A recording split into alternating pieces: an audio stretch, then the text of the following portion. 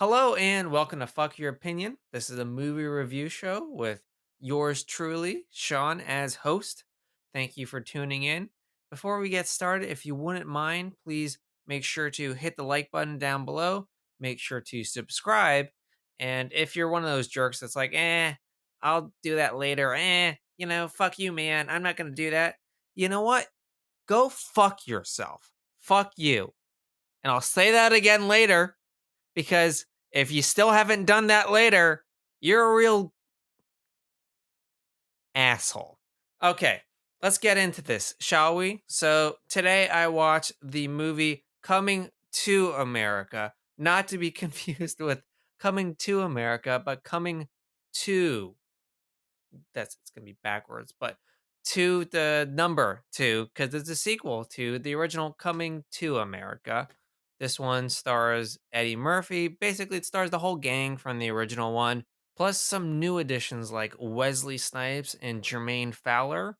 General take is this movie's incredibly disappointing. This movie is not total trash. It's not a total piece of crap.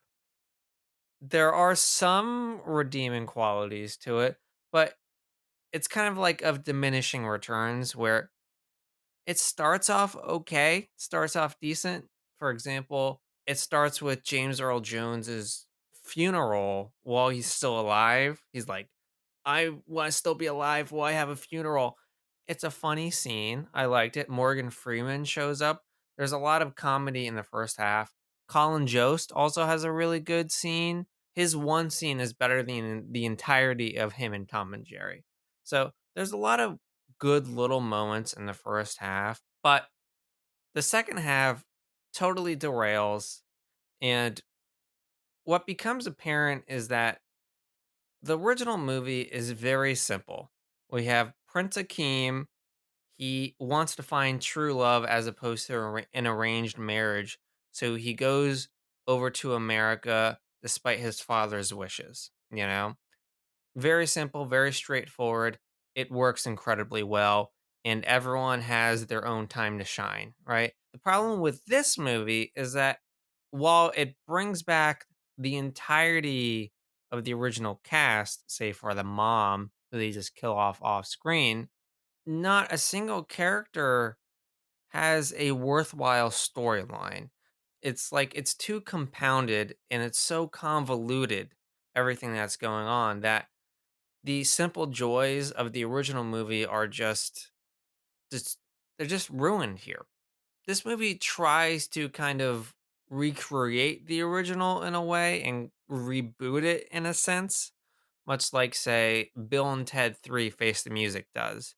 It actually has a lot of similarities with that movie, and that movie succeeds where this one fails because that one essentially is like, okay, we are less about the adults and more about the kids, right? So while Eddie Murphy is in this movie, he honestly is more of a supporting character than the lead, where while Jermaine Fowler really is the lead, which is insane to me because I was just doing a Google search, the cast list, and in Google, you only get like 4 or 5 of the actors in the movie, right? And Jermaine Fowler is not one of the first 4 or 5 actors listed. I had to click on like view all or like view more. And it's like that shouldn't be for the fucking lead of the movie. Granted, he should not have been the lead of the movie. It should have been Eddie Murphy. I don't know why. So, basic story is in Eddie Murphy's country. I always forget the name of the country. It starts with like a Z. It's like a Zumba or something. It's not Zumba. That's terrible. Something like that. Anyways, Eddie Murphy becomes king after James Earl Jones dies, but he is told that he needs a male heir to the throne, and because he has 3 daughters, essentially they have to get married to the kingdom that in the original movie he rejected, right? So Eddie Murphy's like, "Oh, what am I gonna do?" Turns out he has a bastard son that we didn't know about, and they kind of retcon the original movie. And then Eddie Murphy essentially has to go to Queens, find his son, bring him back, raise him up as a prince. It is okay. The thing though is, like I was saying earlier, this is a convoluted movie. You have so many storylines going on because you have Eddie Murphy's son, you have Eddie Murphy, you have Eddie Murphy's actual daughters. Each one of them has like semi. Actually, the middle one doesn't even really have a story. Her storyline is that she has glasses and is presumably the smart one. That's about it. But then you have the young one who's like the silly, goofy kid, and you have the oldest one who really just wants to be queen. Very generic stereotypes for the daughters that we've seen a million times before, but I'll get into in a bit. We have Lisa, the original female lead, who's now the queen in this movie, who is just kind of relegated to the sidelines. She's there, kind of. We have Arsenio Hall is back. Again, really just relegated to the sidelines. Even the new characters, Tracy Morgan and Leslie Jones, again, relegated to the sidelines. It's frustrating that you have so much fucking comic talent and the best the best and funniest person in this movie, I shit you not, is Wesley Snipes. It really is telling when he steals the jokes in the show from all the other actual comedians in the movie who are objectively funnier than he is. It doesn't make any sense. Like, it is just so frustrating. Speaking of Wesley Snipes, his character's storyline is just so crammed into this thing.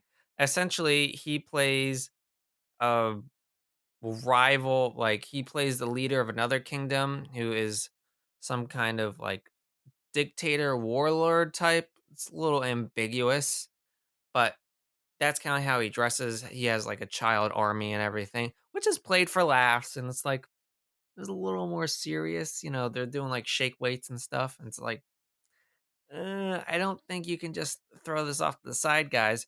But whatever. He is the leader of the kingdom that Eddie Murphy's character in the original movie rejected the bride from. He rejected Wesley Snipes' sister. So he comes back and he's like, "Yo, either my son is gonna marry one of your daughters and therefore become king, or we're gonna have a war, guy. We're gonna duke it out." And Eddie Murphy's like, "Oh, I gotta avoid bloodshed," which is why he goes to find his son. Also, quick note before I get into why this is kind of annoying, but Eddie Murphy hides behind the excuse several times that it's the law that only a man can rule the kingdom. That basically is the basis for the story, right? I don't understand how a law can dictate how you rule your kingdom if you are the king. You're not even the president. You are literally the king. You get your royal penis cleaned. You can change the fucking law, which is what he does at the end. Spoiler alert, he changes the law because of course that's what you do. I mean, like it made no sense that it took him so long to figure it out. Oh, sorry, so the movie could happen. So the movie could have him go on a journey and basically relearn what he learned in the original movie. Sorry. It's not even that he relearned it. He literally digressed because he was a progressive person in the original movie and end up becoming a stupid old fart who had less progressive ideals and thoughts when he first becomes king, like when he's older. Your lack of growth is astounding to me. Back to Wesley Snipes. So Wesley Snipes is like, yo, my son's gonna marry your daughter or we got some real problems. Eddie Murphy goes, finds his long lost bastard son, and brings it back. And then Wesley Snipes is like, "Oh, okay. Well, I have a daughter too, so we can do that. My daughter can marry your new son, and bada bing, bada boom. We're all good." And just a super quick note: the daughter, played by Tiana Taylor, her introductory scene is very akin to the original movie with the big lavish song and dance number, which I loved. It was very Bollywoody. It was incredible. But her introduction, her outfit, her dance, just, you know, I was kind of in love at that moment. That was the best part of the movie. Her outfit, her everything was just, she was so beautiful. She was so beautiful in this scene. I'm like, God damn it. God damn it. Look at me. Come out of the screen, you know? So Eddie Murphy's son is obviously enravished by this woman and immediately wants to marry her. As the movie progresses, he actually ends up falling in love with one of the servant girls who grooms his hair, like cuts his hair. And it's supposed to be like a callback to the original, like, oh, I'm finding true love, I'm finding authenticity in love. But we run into a whole lot of issues with this storyline, and it ends up making the movie less progressive than the original. This movie is 30 years after the original, and yet it is somehow less progressive, less feminist, and just a mess. So, A, that that romance is so rushed. They have maybe 4 scenes, 3 or 4 scenes together before he's like, "Yo, let's run away and get married. I love you." And especially considering the original really focused on that romance and built it up throughout the whole movie. It's just perplexing that you would make such a big mistake. But again, we have so many storylines going on at the same time that there's no room for anything else. And speaking of this movie being less progressive, so back to Tiana Taylor. While she is gorgeous in this movie, it treats her so poorly because we have this great introduction, and then later on, when the son is trying to ask her questions, so much akin to the original movie, he's like, "So, what's your favorite movie? What do you like?" And she's just saying, "I like whatever you like. My favorite movie is whatever your favorite movie is." And I'm just saying to myself, do you think that this kingdom would have not learned a single lesson in 30 years? Because this is the same thing that happened 30 years ago. And Prince Akeem said, no, thank you. You think that they would have went with a different strategy than trying the same thing again and praying that it would be different this time? It made no fucking sense. Also, if this movie wanted to be more progressive, which is what it's trying to do, the whole message, it has like quote unquote feminist ideals, but it does it in such a lazy and half hearted and actually a way that I don't want to say is more harmful, but it like takes 5 steps back.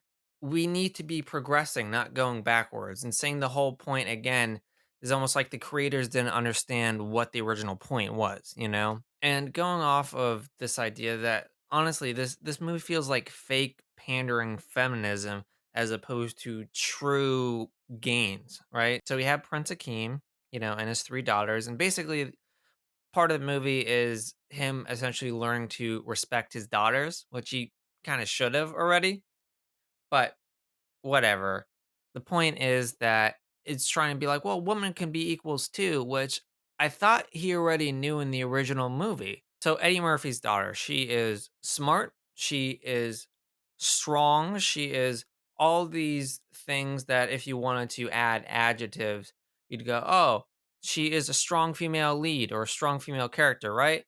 The problem is that because she is like C-list level character in terms of this movie, she has no real storyline, and it's just kind of she's a prop for the movie to say, "Hey, feminism, right?" And that's kind of all they do. This just feels again like 5 steps back where you're trying to have a message, you're trying to say something, but by trying to say something, you're actually exposing us to the problem more than the solution. And it's just very poorly done. Like, for example, at the very end, she gets into a fight with Wesley Snipes and his guards. So it's her and her sisters versus this warlord's soldiers. And somehow I don't remember her age. Let's say she's early 20s, a 15-year-old and a 10-year-old end up beating like four armed, like muscular soldiers. And I'm saying to myself, yeah, in no fucking world is that going to happen. Just no. You're doing this so the movie can have this, again, pandering go feminism message. You could have had these girls do something really clever to beat these soldiers as opposed to straight up physically beating them up, because it doesn't make any sense. Going off of this scene, so Wesley Snipes essentially is trying to stage, I don't know how to say a coup, but is trying to almost take power into his hands in a sense. So he's trying to do that. He gets beat up by these girls, and then we cut to the wedding with the son and his true love. And Wesley Snipes is like, "It's okay, guys. It's okay. Peacetime. I don't really care anymore." And I'm like, "Wait, wasn't this the tension of the whole fucking movie? At least on Eddie Murphy's end, that he didn't want to get killed by Wesley Snipes, so that's why he set everything in motion." So for him to just go like, for almost no reason, it's not like there was any legitimate resolution beyond him just kind of getting beat up and be like, "Okay, I got beat up. All right." That doesn't count. That's not actual resolution. That's stupid. That's nonsense. It struck me that is a weird comparison, but for another podcast, I had to watch the first two Christmas Prince movies. So Christmas Prince and Christmas Prince Royal Wedding. First one was fun. It was like a fish out of water rom-com, while the other one, the second one, it's about their marriage, but it ends up adding more political intrigue and corruption to it. And that's kind of how I felt about these two movies, where the first one is what everyone wanted from the movie. It was simple, it was straightforward, but it was a great film. And the second one is like, we don't know what we're going to do, so we're just going to throw every idea in here and see what sticks, and political intrigue. And it does not work.